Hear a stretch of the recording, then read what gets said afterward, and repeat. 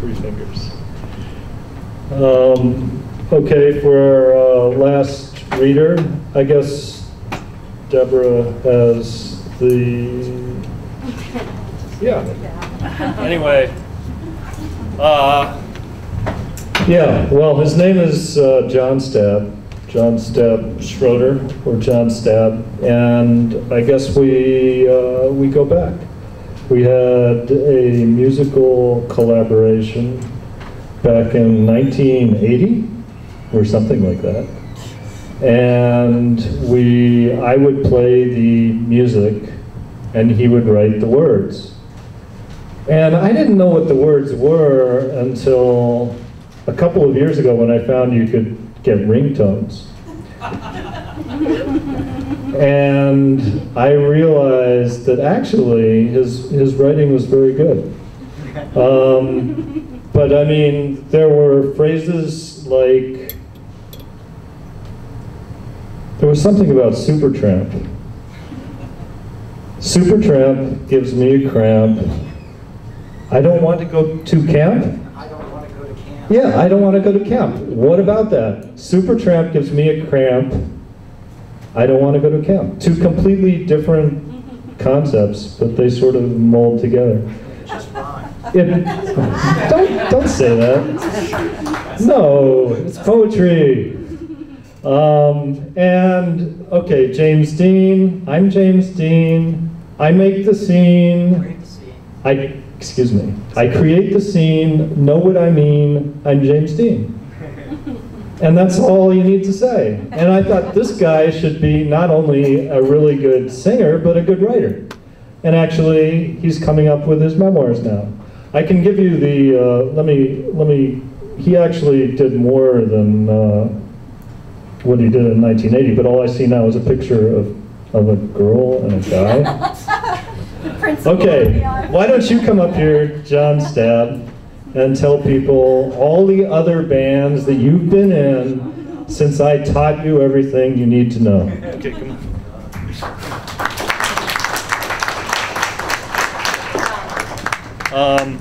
I don't.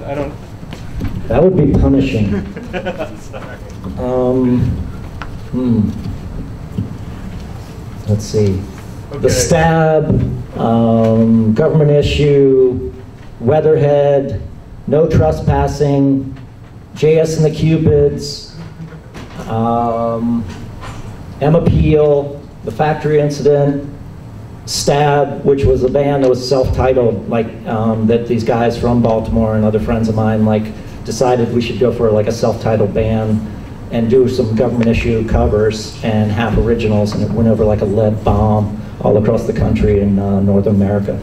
But anyways, yeah, it rhymed. That was the thing about that one lyric, because I got crap for it for years, even from my guitarist I played with in Government Issue for 9 years, Tom Lyle. And he was in a band called Beaver that opened up for GI one time, and Columbia Station in DC. And we thought they were, they were a decent hardcore band and stuff. And then he put out an EP and he had these lyrics like, punch him in the head, witch head, punch him in the head, witch head, or whatever, and nuclear war on the hippies, nuclear war on the mods, nuclear war on the waivers, nuclear war on the jocks, blow them up! And I was like, brilliant, yeah. So like I would always like go and like, I'd be on tour with a guitarist friend of ours named Brian Baker, who went on to fame and fortune, playing with lots of bands. He plays in a band called Bad Religion, some of you might know. And if you're familiar with the punk rock cred. But more or less, he would always taunt, he would always get me instigated, like, to get Tom going and stuff and everything. And he would just like, hey John, Beaver. And I would just be like, recite some Beaver lyrics to him, and Tom would like, yeah, and I don't want to go to camp. And I was like, well, it rhymed, At that time, I couldn't think of anything better at the time. It was from a song called Rock and Roll Bullshit. And I was listening to a lot of crap on the DC 101 favorite commercial radio stations in DC and such. WAVA 105.9 or some crap like that. And so that was the only lyric I actually put down on the Legless Bowl EP, which John played on. There'll be a little bit more of that along the way. That more or less, I just put that lyric in because people were like, what the hell is with, I don't want to go to camp. And I was like, it rhymed, and that's the only thing I ever did with that. So I'm like the sort of punk rock humor portion of tonight's festivities. And one thing I wanted to say really quick was, like Bill, I actually know a good friend of mine, musician / struggling actor friend of mine who was in Pecker too. And I always give him a lot of, I always tease him and give him shit about it and stuff and whatever on Facebook or whatever and stuff, just teasing him and saying like, yeah man, you were great in that movie. Your part was where Christina Ricci threw you out of the laundromat that she was running because you were humping a washing machine. And he's just like, she's like, get out of here! And he left. And so I do know someone else who was in Pecker. And just to start, briefly, a little intro to this piece, which is called Government Issue, Creation of a Monster. More or less, I am working on a book right now, hoping to complete it by the end of this year. And when it's dark and dismal outside, that's when I do best. It's like punk rock, man. It's dark. It's dark. Like a David Lynch movie. I'm tossing around a few titles like All the Anarchy You Can Eat or Hear the Scream or something like that. And I wrote all these memoirs from childhood and Government Issue. And Government Issue was a band that I helped form in 1980. And early on, there was another band that I was in called the Stabb, which is hence my nickname, my stage name, John Stabb and whatever, because I tried to go by John Schroeder, my real name, in one of our records. I called it John Stabb Schroeder on a record called Boycott Stabb, oddly enough. And all these people came up to me as punk rock kids and friends. I was like, what the hell is up with that, Schroeder? What's your name's Stabb, what's the Schroeder thing? And I'm like, it's my real name. I was like, yeah, right, whatever. So they just thought I was messing with them again because I'd always sort of try to confuse the punks as much as I could as humanly possible. And so I formed this band called the Stabb with some friends of mine, a guy named Pete Murray, a guitarist, and he could play amazing. At least I thought he could play amazing. He could play amateur versions of Sex Pistols and Clash songs. So I thought, oh man, that guy is great. So we wanted to form a band, and a friend of mine who couldn't make it tonight, he was working for his job at a place called Counterintelligence, Richard Barnes. It's a place that measures out counters and stuff for houses and stuff and everything, and that's his gig right now. But he was a friend of mine in high school, and he helped me form the band, the Stabb, and so this is basically the whole story about that and Government Issue. During the summer of 1980, I was hanging out at a Wheaton, Maryland record store, Backstreet Records, where I befriended a high school kid named Andrew J. Ellen. He and I both dug groups like the Sex Pistols and the Clash, but unlike Andrew, I wasn't into Springsteen or the Grateful Dead. Still not. On days when Mark couldn't make practices, this was a guy named Mark Alberstadt. He was a young, studious, nerdy Jewish kid that never dressed punk rock, but he played amazing. He was like the John Entwistle of drums. He was like the Who's bassist, but he could just make a simple kit sound totally amazing and effortlessly. Basically, he couldn't make practices, and Andrew came around to bang on the kit. Okay, he wasn't the best drummer, but he could more or less keep the beat. Since I was practically living at Backstreet that summer, purchasing cutout records and punk pins, Tom Beach and Jay Thomas, the owners, asked if I wanted to work for them. They paid in merchandise, so I was thrilled to clean records and watch over the little shop. Our bosses definitely weren't into actually paying us naive kids money, but Andrew and I were cool with that. I did have to put up with a lot of their good-natured jabs at my punk rock taste. The store's name was in direct tribute to Springsteen. Autographed icons of the boss assaulted me wherever I turned. Tom would always say, I know you like that punk stuff, but Bruce was the original punk. I looked at my boss like he was trying to sell me snake oil. At the time, Tom always claimed to hang out with the Rolling Stones because he was a famous photographer, but I didn't know if I bought that either. It wasn't until many years later that I noticed Tom's name in the photo credits in a Stones photo book. Interesting. So all that talk of, I was hanging out with Keith when the Stones were in town, was really true. I guess so.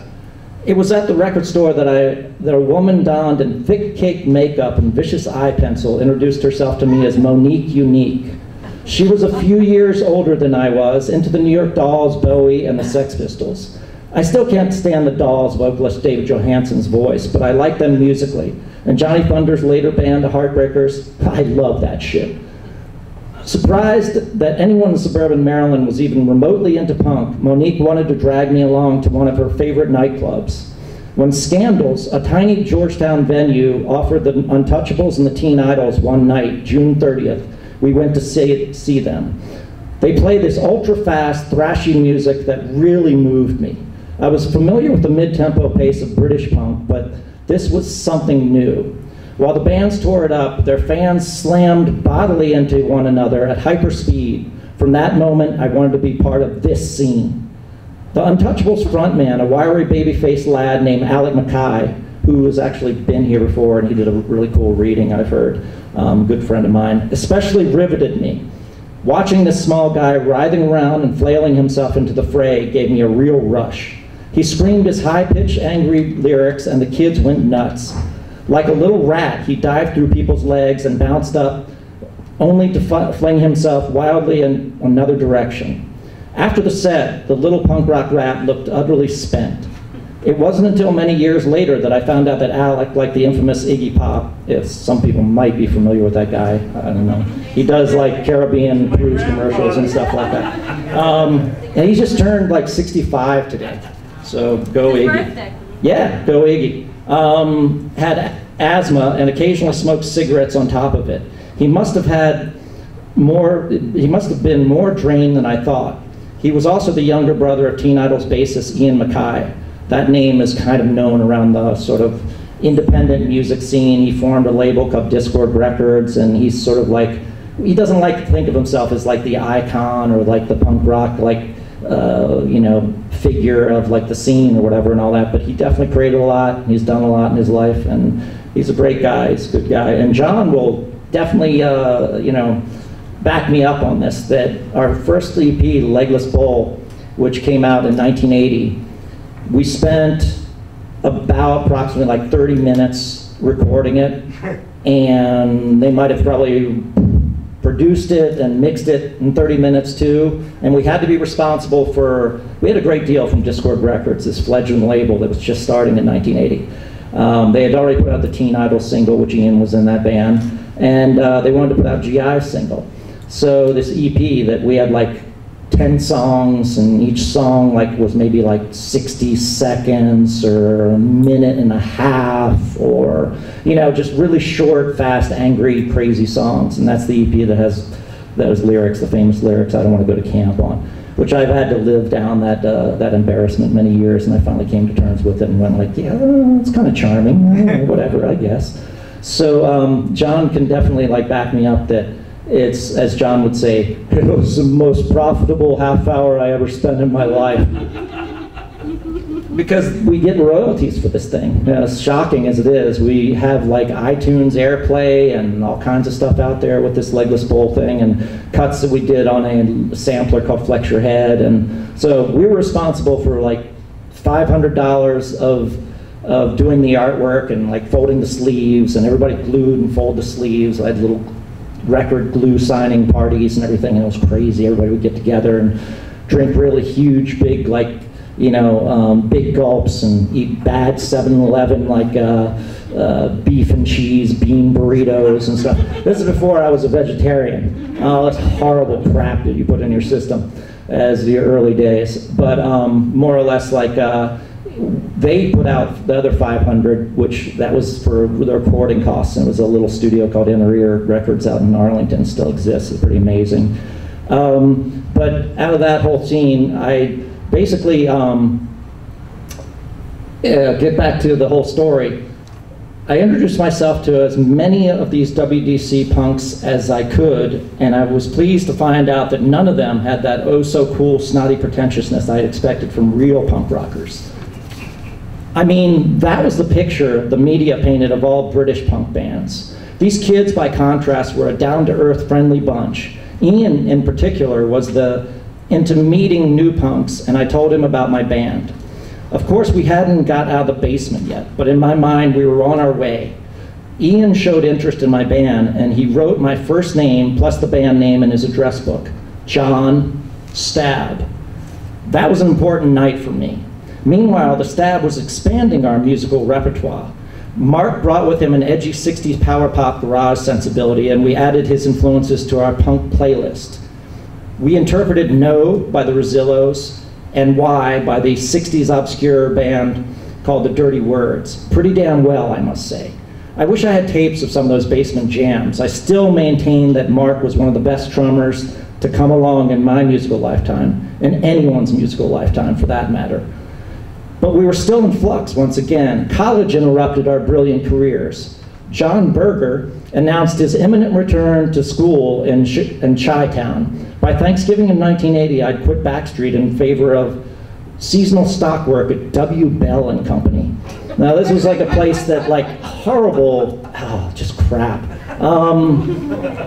I worked upstairs and I had to be the one guy that either shot the whole tubes back downstairs with saying the order is going to come, or the tubes shooting back up and you go fill the orders and put it down the conveyor belt, and it was a horrible job. I mean, the worst thing about it was when I worked with John Berger there and everything, that this one manager we had, his breath smelled horrendous. I mean, that's an understatement. It was like Gorgon breath. The guy would breathe on you or talk to you and you're like, oh God, jeez. He smoked these horrible cigars, so his breath just smelled like, it's worst dog shit you could probably stick your face in, which, I wouldn't know anything about that being a punk rock kid. So basically, there, John and I shared tedious hours overseeing inventory from the warehouse, and we had plenty of time to strengthen our friendship.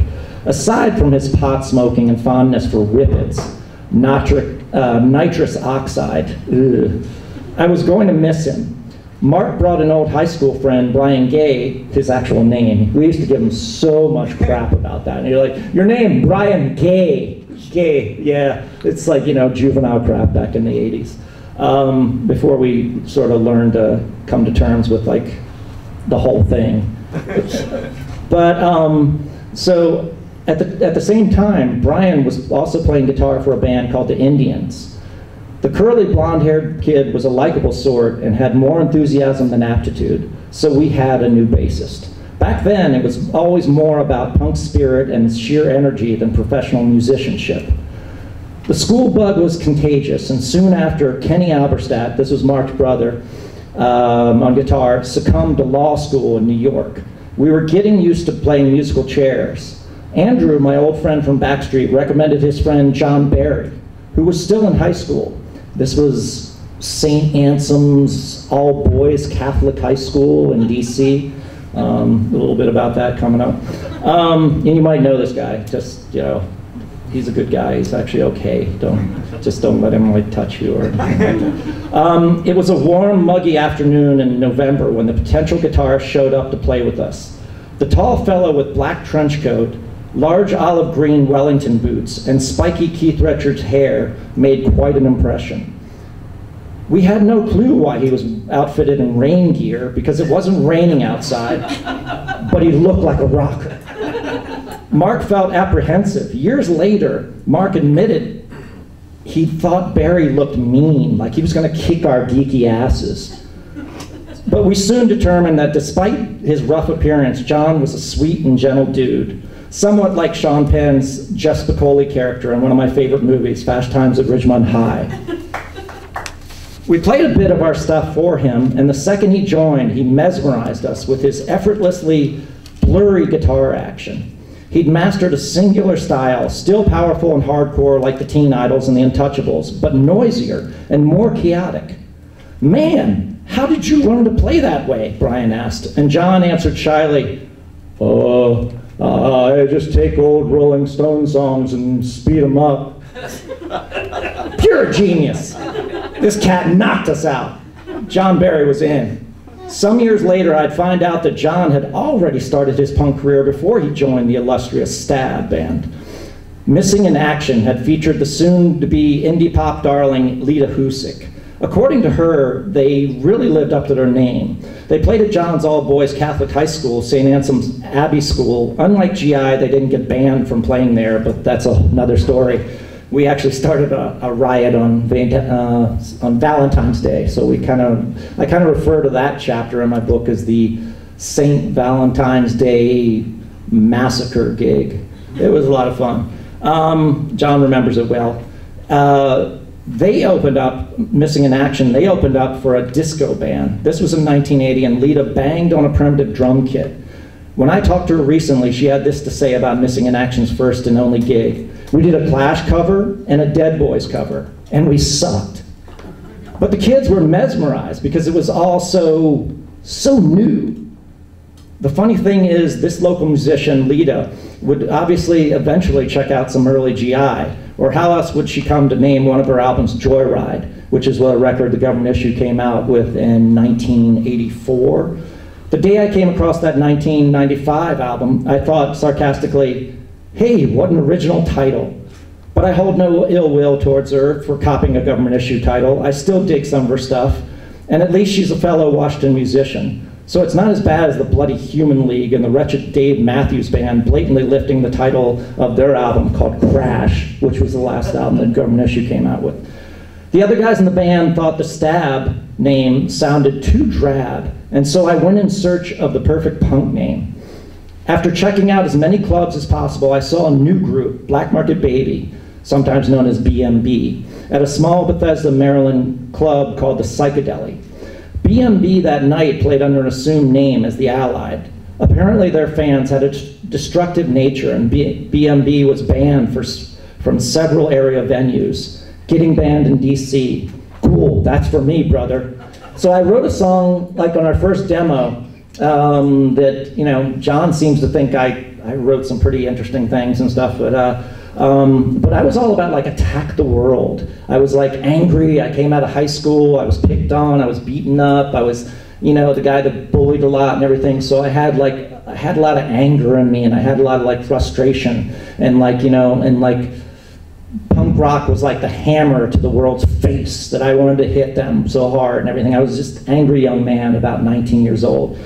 And I just saw that like all these people were getting banned in clubs and stuff and all this, like these bands, and I thought, I'm gonna write a song about this. And basically it kind of went something like this. You tell us you don't like the way we dress. You say that our appearance is a mess. Everybody's getting banned. You can go ahead and cuss, cause you can't get rid of us. Everybody's getting banned. No more music anymore. All the clubs are shut the door. New Wave's just a fucking name. You won't be places in your game. Tell us you don't like the way we dress. Say your appearance is a mess. Everybody's getting banned. Good? You see, that always came on the first demo that we did. I was a very young, naive, but angry young man. And I was really like thinking like, was that take good? But I didn't learn that you're supposed to wait like until years later, that you're supposed to wait at least about 3 seconds or something so the tape can go through, instead of like anything you say at the end of it is going to be stuck on that song. So this whole EP I put out that never came out until recently was the government issue 1980 demos. And I think it actually sounds a whole lot better than Legless Bowl and whatever. But it's like after every song you'd hear like, you know, how's that? Good? Good? And they're like, dude, just stop, you know? So I look at that as like kind of a little charming thing too as well. But like, anyways, so almost instantly, the Allied, their power and energy won me over. They weren't like the faster hardcore groups I'd seen recently. They were more like a mid-tempo British punk. Maryland's answer to, Rockville, Maryland's answer actually, to the Damned. They even did a Damned cover, Born to Kill. Though I loved the intense anger of the thrash groups, it was BMB who offered up a playful sense of humor. These much older fellows proved themselves a force to be reckoned with. In front of the stage, I began to slam dance with a cool black punk rocker, which up to that time of me checking out some of the DC clubs was rare to a Maryland boy. I grew up in like suburban Maryland, which a good friend of mine came up with a song title called Suburban Wasteland, which really was. And Rockville is just like, if you ever hear that REM song, they got it right. Don't go back to Rockville. Terrible place. It's like concrete cancer. It's like you'll see like maybe a bush or some kind of growth in between like a median strip of like malls and cement, and it's just a horrible place. And I grew up there, and like my parents, you know, got me in there and stuff, and I was able to escape Rockville. But I basically, my slamming partner told me his name was HR, and that he sang for another local band called the Bad Brains. At this point, I had no idea who he or his band were, just that the guy was a friendly punk who also dug BMB. Apart from meeting Ian Mackay, you could say that meeting HR was my second brush with punk rock greatness, though I didn't realize it. I was digging all the Black Market Baby songs, but one in particular truly rocked my bones. It was called World at War, and the chorus really knocked me out. The lyrics were, I want a war, I want to be a GI. I want a war, I want to live till I die. Or fight till I die. And that evening, I picked our brand new band name, GI. And on top of my world-changing punk rock experience, I also lost my virginity that night. Almost. No spoiler yet. I offered the name to my bandmates, and at first they approved. After a while, however, Mark thought that too many people would think that we were ripping off this other band called the Germs' debut album, titled GI, which stood for Germs Incognito, because they were getting banned everywhere in California. And God forbid we should borrow anything from a California punk band. The way we intended to use the initials stood for, I had assumed, Government Issue. So from this day on, Government Issue was born. Thanks.